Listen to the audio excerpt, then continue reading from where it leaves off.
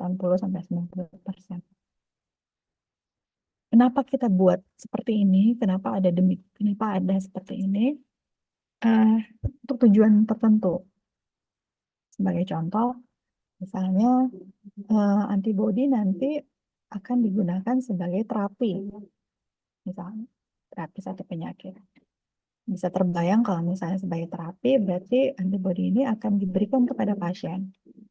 Semakin dia berbeda, misalnya source-nya dari mouse, maka reaksi rejeksinya pasti akan lebih besar. Ya, semakin dia mirip, maka pasien akan menganggap ini protein yang mirip, sehingga reaksi rejeksinya tidak terlalu besar.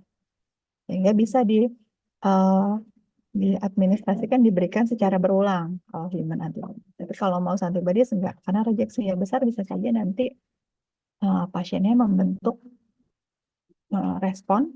antibody terhadap mouse antibody ini. Betul ya? Sehingga belum sampai FAB-nya bekerja ke target penyakit, tapi dia sudah lebih dulu dieliminir oleh sistem imun atau respon imun dari pasien tadi. Jadi ada untuk tujuan-tujuan tertentu diperlukan sampai ke taraf human antibody. Tapi juga perlu dilihat kalau makin mirip, ya kemungkinan fungsi efektornya juga muncul, bahwa ada komplement aktivasi misalnya, atau mungkin sel cytotoxicity misalnya, pasti akan lebih tinggi ketika kita menggunakan antibodi yang mirip dengan manusia. Nah, ini sebagai contoh ya, bahwa produksi antibodi rekombinan itu sudah banyak dilakukan di berbagai macam host, tidak hanya E. coli, tapi juga ada di eukariota, dan juga di sel mamalia. Ya, antibody formatnya seperti apa bisa dilihat. Ini contohnya hanya FAB-nya saja, ya. Ini cuma variabel heavy-nya saja. Ini sudah disebut imunoglobulin G, gitu ya. Jadi sangat beragam sekali. Nah, ini sebagai recap kesimpulan besarnya. Apa sih antibodi poliklonal dan antibodi monoklonal? Ya. Jadi antibodi poliklonal dan antibodi monoklonal intinya adalah di sini poin yang ini. Kalau poliklonal berarti dia mengenali multiple epitope. Kalau dia monoklonal mengenali hanya satu epitope. Ya. Kenapa demikian? Karena poli berasal dari poli sel B atau sel plasma. Mono hanya berasal dari satu populasi sel B atau sel plasma. Ya. Kemudian di sini yang lain adalah secara perbedaan secara teknis lah ya. Produksinya mana yang mudah, mana yang murah. Kemudian karena di sini monoklonal mungkin dibuatnya seterusnya secara in vitro, ya, sehingga produk yang dihasilkan, antibodi monoklonal yang dihasilkan itu cenderung konstan, cenderung stabil, ya, cenderung variabilitasnya itu rendah, jadi cenderung seragam. Tapi kalau poliklonal, karena kita menggunakan hewan coba, satu makhluk hidup yang bisa bervariasi secara genetik gitu ya, sehingga produknya, hasilnya itu juga bisa bervariasi. Ya. Nah, pemanfaatannya sekarang. Tadi sudah diberi ilustrasi saat kita bicara chimeric antibody, makin mirip dengan manusia. Ya, sementara pemanfaatan antibody itu bisa bermacam-macam gitu. Use of antibodies in biomedical research. Misalnya untuk tes ELISA, untuk imunopresipitasi, untuk tes Western blot. Ini salah ya, bukan blotting. Ini immunofluorescence. Kemudian juga bisa digunakan antibody sebagai medicine, sebagai obat, sebagai terapi kanker misalnya. Sebagai contoh ini ada trastuzumab, belakangnya MAB ya. MAB berarti monoklonal antibody. ya. Kemudian ada rituximab itu untuk autoimun, ada juga omalizumab sebagai contoh, dan antibodi sebagai obat, sebagai terapi. Ini sebagai contoh untuk diagnostik semua reaksi yang berkenaan dengan imunologis, reaksi antigen dengan antibodi, kita pakai antibodi. Mau itu monoklonal, mau itu poliklonal, mau itu dipakai sebagai antibodi primer atau antibodi sekunder, mau itu sebagai antibody capture atau antibody detector, ya, itu pasti dipakai, manfaatkan antibody, ya. Mau ELISA sebagai contoh, atau mungkin immunofluorescence di sini, atau mungkin Western blot, atau pewarnaan histopatologi gitu, ya, histoimmunokimia, imunohistokimia yang menggunakan antibody, pasti ini ada manfaat, dipergunakan secara luas. Ini juga antiterapeutik, tadi sudah disinggung, ya. Di sini ada banyak macam antibody. Ada yang dari murine, ada yang chimeric, ada yang reshape, atau mungkin ada yang human antibody. Jadi benar-benar antibodinya sudah menyerupai molekul antibody dari manusia. Bisa juga digunakan untuk terapeutik. Bisa juga antibody ini digunakan sebagai imunisasi pasif, ya. Jadi antibodinya diberikan kurang lebih sebagai terapi juga sebetulnya, ya, diadministrasikan ketika sudah ada kejadian, ya, sejarah ada occasion, sudah ada masalah dalam tanda kutip. Kalau tadi di sini mungkin ceritanya ini mungkin banyak monoklonal, ya. Di sini mungkin imunisasi pasif memberikan ilustrasi bahwa pemanfaatan antibodi poliklonal pun itu juga bermanfaat dalam hal terapi, dalam hal mengatasi satu masalah gitu. Sebagai contoh, tetanus, gitu ya. Kalau misalnya ada pasien ada luka, udah riwayat misalnya ketusuk paku berkarat atau apa, menunjukkan gejala apa eh, ada toksin tetanus misalnya di dalam darahnya gitu ya, maka itu diberikan anti serum tetanus. Jadi di sini adalah post exposure. Jadi sudah kejadian dulu, udah kena dulu sebetulnya oleh toksin tetanus, baru untuk menetralkan toksin tersebut diberikan uh, anti serum anti tetanus.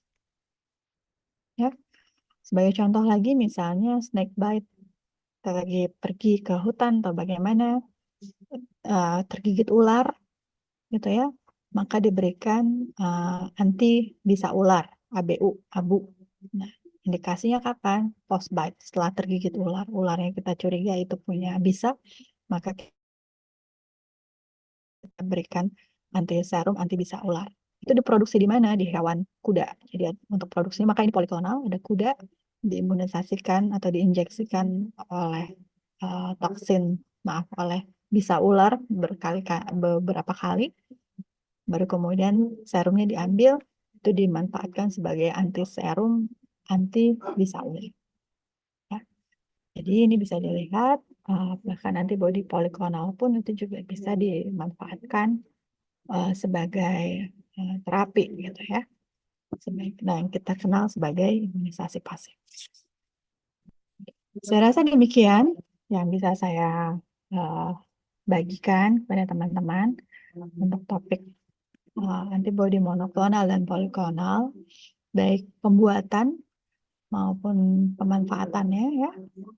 Eh, Jika ada pertanyaan, diskusi, dipersilahkan.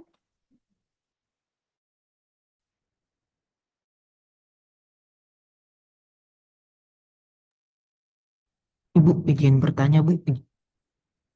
Silakan Yudi. Ya, Bu. Yang ingin saya tanyakan ini mengenai antibodi monoklonal. Tadi kan mungkin Ibu sudah jelaskan bahwa saya sebenarnya lebih ke ingin konfirmasi untuk antibodi monoklonal ini dibuat apakah hanya untuk sekedar membuat sel plasma itu hanya menjadi immortal ataukah bagaimana, Ibu? Sedangkan kalau lihat dari hasil akhirnya pun juga fungsinya juga tetap sama dengan prinsip antibodi yang antibodi satu epitope. Hanya sekedar untuk yang saya pahami tadi penjelasan Ibu mengenai step-stepnya itu, apakah hanya untuk membuat sel plasma itu hanya untuk menjadi immortal, ataukah ada alasan yang lain? Oke, Makasih, Bu. makasih. Oh, tadi kembali antibodi monoklonal secara definisi apa, Yudi? Kalau yang saya tangkap, Bu, jadi Hmm? untuk antibodi monoklonal itu sendiri, dia diproduksi dari satu sel yang Hmm? dimana bisa menggunakan sel hibridoma kemudian digabung dengan eh, yang tadi Bu ini. Oke. Apa apa efeknya kalau Iya Bu, hanya satu sel B yang yang memproduksi antibodi tersebut? Apa efeknya? berarti bisa mengenali banyak epitop Bu. Kan cuma satu sel. Kalau cuma satu sel berarti Oh, satu epitop. satu epitop. Nah, cuma satu sel satu. Jadi kalau mono ya artinya satu. Satu apa? Satu eh sumber sel. Satu populasi sel B. Satu sel saja. Ya. Eh, implikasinya atau efeknya berarti antibodi yang dihasilkan sifatnya cuma satu. Cuma mengenali satu epitop. Ya. Nah, membuat dia immortal di sebetulnya mungkin kayak kalau kita mau membuat monoklonal ya mungkin immortalisasi bisa saja sih nggak kita kerjain gitu. Bisa saja dari splenosit ya udah splenositnya aja dipisahin satu-satu atau sel B-nya dipisahin aja satu-satu. Toh dia akan menghasilkan antibodi monoklonal juga kan, ya kan? Nah, tapi kita ingat ini kalau kalau dilakukan cara demikian kita nggak bisa dapat continuous antibodi karena sel ini sel sel primer. Tadi disebutkan dia secara secara alami punya usia yang pendek, short life. Jadi kalau buat dapat monoklonal lagi, ya kita ulang lagi nih dari awal. Imunisasi lagi, ambil splinnya, pisahin selnya, udah kultur selnya satu-satu. Itu terus diulang-ulang. Kan dirasa tidak efektif ya, mubazir maksudnya agak-agak apa ya, terlalu troublesome untuk mendapatkan antibodi monoklonal, tapi kita harus mengulang dari awal lagi. Oleh karena itu, dilakukan tujuan immortalisasi. Jadi dibuat bagaimana sel B yang sudah menghasilkan antibodi ini diimmortalkan dengan cara dihibridkan dengan mieloma. Ya, baru kalau sudah dihibrid, screeningnya baru di bawah. Kalau screening di awal, nanti sebelum sampai di hibrid ini udah keburu mati. Ya, jadi eh, baru dihibridkan, mendapatkan hibridoma, sel hibrid antara mieloma dan sel B, ya, supaya eh, sel hibrid itu punya sifat seperti mieloma, which is immortal, tapi juga punya sifat seperti sel B yang menghasilkan antibodi. Nah, misalnya hibridomanya sudah dapat nih di sini. Ya. Kemudian hibridomanya saya nggak mau pisah-pisahin, biar aja udah kumpulan hibridoma yang sama. Misalnya, kumpulan hibridoma yang sama. Maka produk antibodi yang dihasilkan antibodinya apa sifatnya?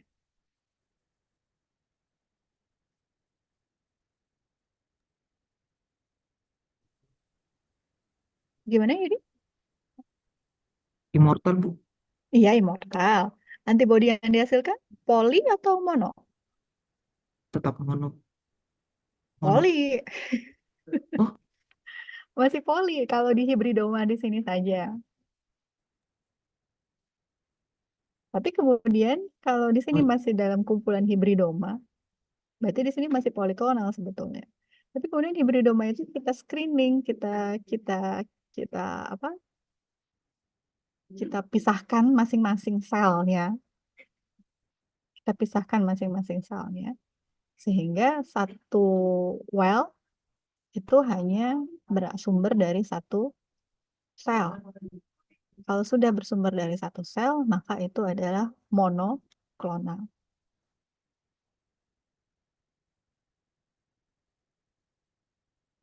Jadi prinsipnya kalau karena bilangnya dari klona ya, polimononya itu dari klonanya. Jadi sel B-nya, sel B itu populasinya majemuk atau sudah individual.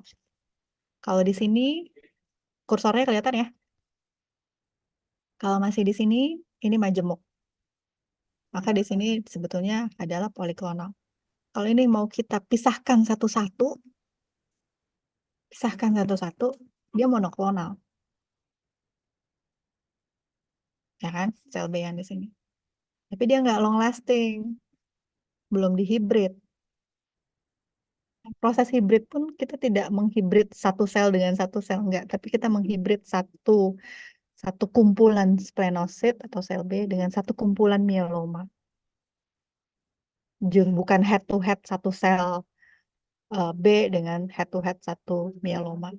Tidak satu-satu begitu. Tapi sebetulnya by chance semua ada populasi majemuk dari sel B dan populasi majemuk dari sel mieloma ini dihibrid. Ya. Jadi rame-rame hibridnya tuh populasi rame-rame di situ. Bukan individual satu-satu sel. Nah, di sini hibridnya. Ketika ini rame-rame, ini tidak saya pisahkan, tetap begini. Sel B-nya tetap menghasilkan antibodi kan? Antibodi yang dihasilkan apa?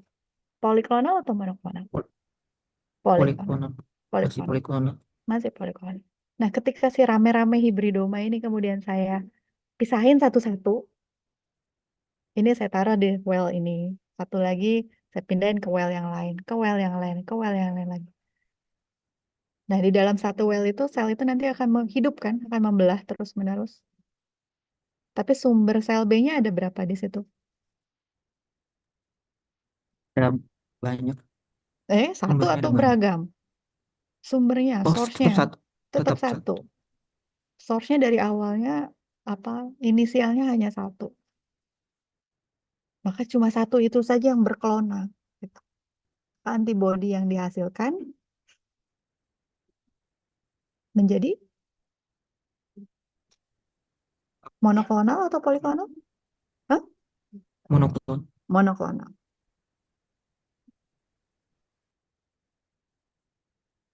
Paham?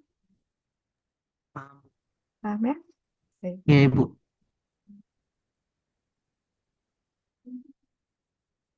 Ibu, mohon maaf satu lagi, Bu. Iya, Yang silakan. ingin saya kaitkan ini mengenai dengan sel memori. Jadi kan kalau dasar Oke. teori itu apakah sel memori ini juga apakah memang bisa diibaratkan dalam tanda petik sebagai immortal? Maksudnya dalam arti kan dia juga punya kalau misalkan ada antigen yang masuk, dia kan bisa mengenali itu apakah Hmm. itu ada kaitannya dengan sifat dari nanti antibodi monoklonal ini atau gimana, Bu? Oh, enggak. Eh, sel memori itu eh, klonasi dari sel B yang sudah teraktivasi, gitu ya. Nah, sel memori ini kalau secara gambar dia membawa memori untuk semua semua epitop. Tapi kemudian pembelahannya nanti jadi plasma dan plasmanya nanti akan pecah-pecah gitu. Jadi hijau, jadi oranye, jadi kuning, jadi hitam apa segala macam. Sel memori ini di dalam tubuh, gitu ya. Kalau di in vitro nggak ada kita sel memori. Nggak, kita tidak belum pernah coba mengimortalisasikan sel memori. Tapi lebih ke produsen antibodinya saja yang kita immortalisasikan itu sel plasma ini. Baik, Bu, terima kasih, Bu. Terima kasih. Baik, jika ada pertanyaan yang lain lagi silakan. Saya izin bertanya, Ibu. Ya. Maaf, silakan Ya, Amelia. eh, ya, suara saya terdengar jelas atau tidak ya, Ibu?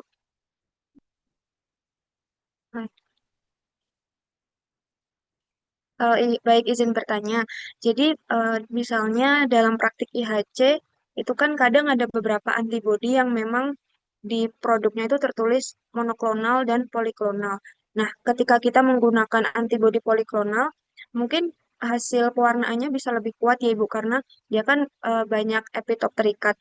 Tapi apakah itu juga bisa meningkatkan resiko hasil yang tidak spesifik atau bias karena munculnya mungkin background staining atau hasil yang tidak spesifik reaksi silang dengan antigen lain seperti itu. Kemudian bagaimana strategi agar kita bisa memastikan bahwa sinyal yang keluar ketika IHC itu benar-benar spesifik untuk target gitu, terutama ketika kita menggunakan antibodi poliklonal.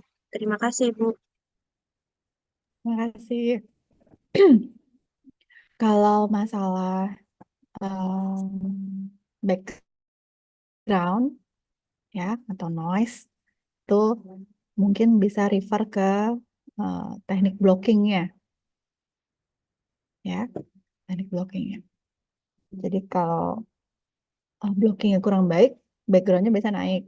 Jadi mungkin dibilangnya ada false positif seperti itu. Lihat kalau background biasanya korelasinya dengan blocking. Tapi kemudian kalau kita memang antigen kita kita tahu epitopnya apa saja, yang spesifiknya apa, gitu ya. eh, Maka kita bisa approach pakai poliklonal atau monoklonal. Poliklonal, keuntungannya, saya bilang keuntungan poliklonal, dia bisa menangkap epitop yang berbagai berbagai epitop. Sehingga dalam tanda kutip, kalau dia bisa menangkap berbagai epitop, nanti sinyal yang dihasilkan juga pasti akan lebih kuat, ya kan? Dibandingkan monoklonal. Kalau monoklonal hanya mengenali satu epitop saja. Ibaratnya kalau misalnya ada di sini antigennya, kamu kasih poliklonal, dia bisa nempel di sini, bisa nempel di sini, bisa nempel di sini. Jadi satu antigen ini bisa ditempeli oleh beberapa antibodi. Jadi sinyalnya jadi lebih kuat kan. Tapi kalau monoklonal, ini antigen yang sama, dia hanya mengikat di sini saja nih. Di ring ini aja misalnya. Satu antigen ini, satu antibodi. Kalau dari sensitivitas, dari sinyal yang dihasilkan, akan lebih kuat yang mana? Yang poli atau yang mono? Yang dari segi sinyal berarti lebih kuat yang poli karena dia mengikat banyak epitop. Mengenali banyak epitop. Mungkin akan lebih lebih jadi lebih lebih kuat yang poliklonal. Tetapi kalau Ya. dari spesifisitas, Kalau bahwasanya dari ring ini spesifitas berarti yang satu, yang satu, bahwa yang ring ini monoklonal. hanya dimiliki oleh antigen ini. Antigen yang ini nggak punya ringnya yang ini, gitu. Tapi lekukan ini mirip sama yang ini, yang dikenali sama poliklonal. Lekukan sebelah sini mirip sama sebelah sini. Ini dua antigen nih, satu dua. Monoklonal mengenali ring, yang ini enggak. Part ini dikenali juga sama poliklonal yang sama. Jadi crossnya mungkin jadi lebih ada chance kalau kita pakai poliklonal antibody. But it depends on your tujuannya apa, ya. Kalau mungkin untuk tujuannya screening, mungkin poliklonal bisa dipakai. Dengan pertimbangan misalnya antigennya jumlahnya mungkin terlalu sedikit, gitu. Jadi untuk meningkatkan sensitivitas kita pakainya poliklonal. In kontra, misalnya antigennya tuh abundant, gitu ya, banyak epitop yang mirip dengan epitop yang lain di antigen yang lain, maka kita mau benar-benar spesifik, maka harus ditingkatkan spesifisitasnya, maka pakainya monoklonal. Gitu. Jadi Baik, pertimbangannya gimana, gitu ya? baik. Terima kasih Bu atas jawabannya. Berarti ketika kita dihadapkan pada pilihan untuk memilih antibodi mono atau poli, berarti disesuaikan dengan tujuan ya Ibu ya berarti. Yep. Ya, Tujuannya apa? terima kasih Bu atas Mm-mm. jawabannya. Sama sama antigennya, gimana kondisi antigennya di dalam target kamu. Gitu ya. Terima kasih. Baik, terima kasih. Silakan teman-teman yang lain apa ada pertanyaan?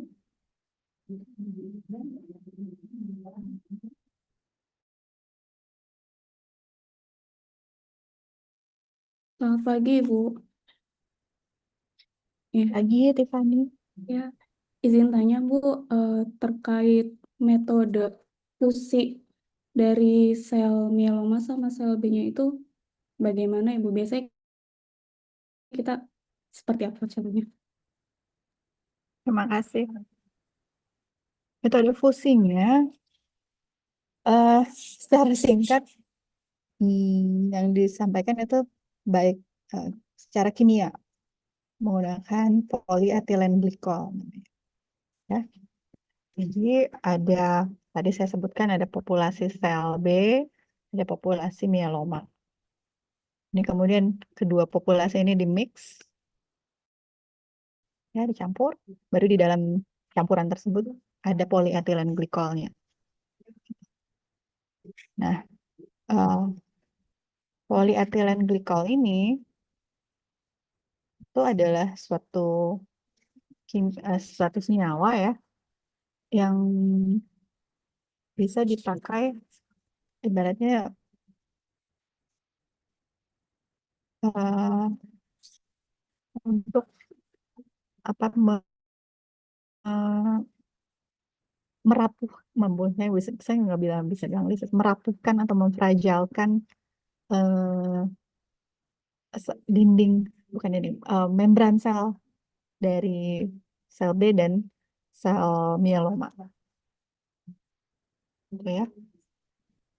Jadi eh, dengan kondisi membran yang rapuh gitu ya, yang rentan, itu ada eh, kemungkinan kita bikin by chance ada mieloma dan sel B yang berdekatan gitu ya, yang membrannya saling ketemu bergesekan dan saat ketika lagi fragile gitu rapuh, ini agak eh, ibaratnya berfusi gitu kedua sel ini.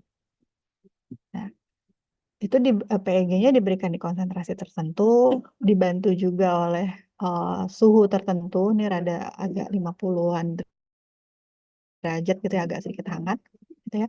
Baru setelah itu terfuse, eh, melebur, baru kemudian dilakukan pencucian supaya PEG-nya hilang sehingga membran membran selnya kembali intak lagi. Tapi dalam kondisi selnya sudah terfusi gitu ya. Jadi secara singkat demikian yang dilakukan. Kita memfusikan dengan menambahkan satu chemical yang bisa merapuhkan atau memfragilkan satu membran, kemudian by chance selnya diharapkan bisa saling berfusi, ya. Baru nanti kita buang PEG-nya. Ketika buang, selnya nanti terrecover dan tanda kutip membrannya menjadi lebih baik, repair, menjadi intak, tapi apa yang di dalamnya, inti sel dan segala macamnya itu sudah terfuse.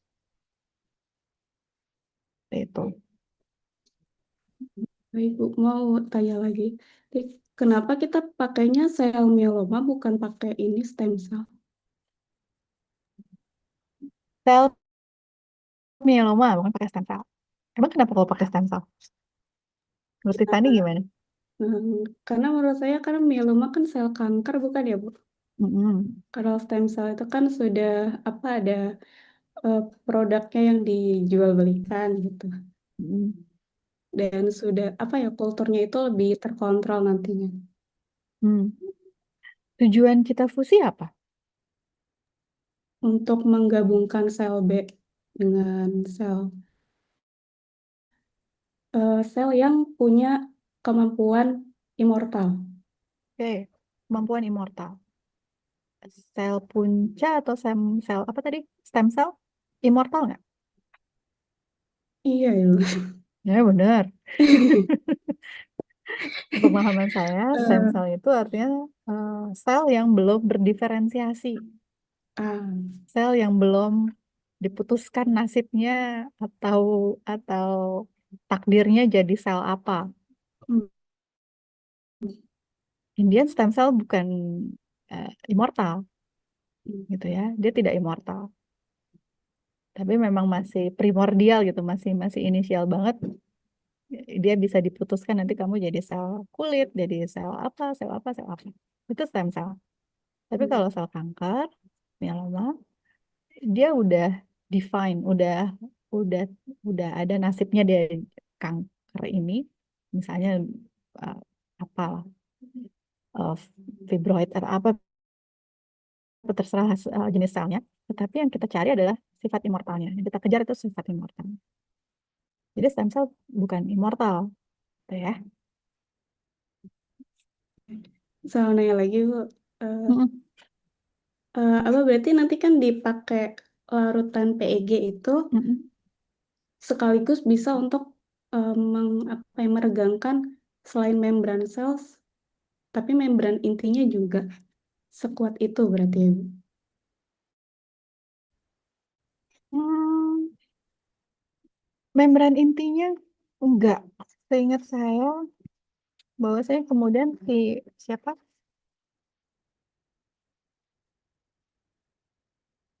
ya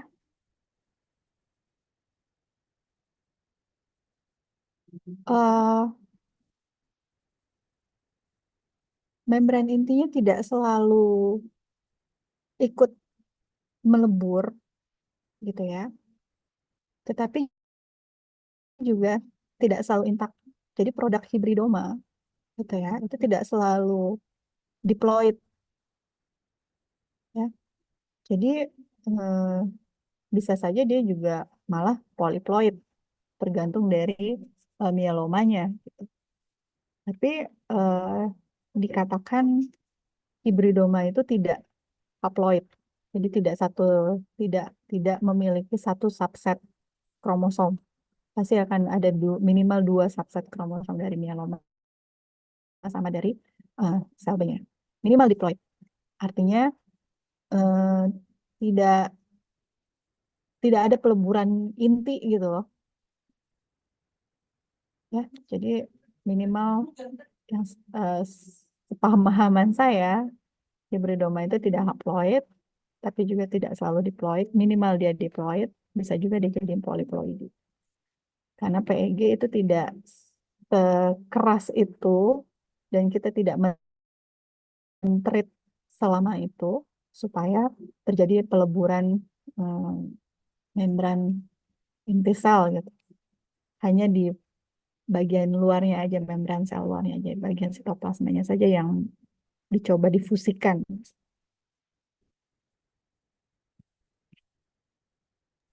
Baik Ibu, terima kasih banyak. Baik, terima kasih. Baik, teman-teman yang lain ada pertanyaan?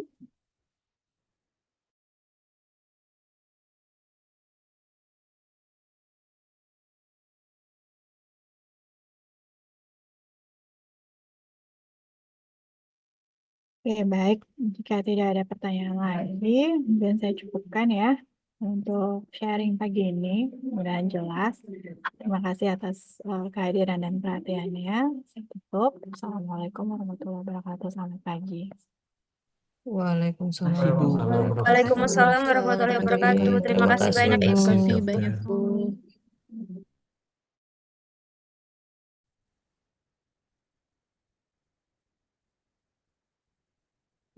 Join lagi.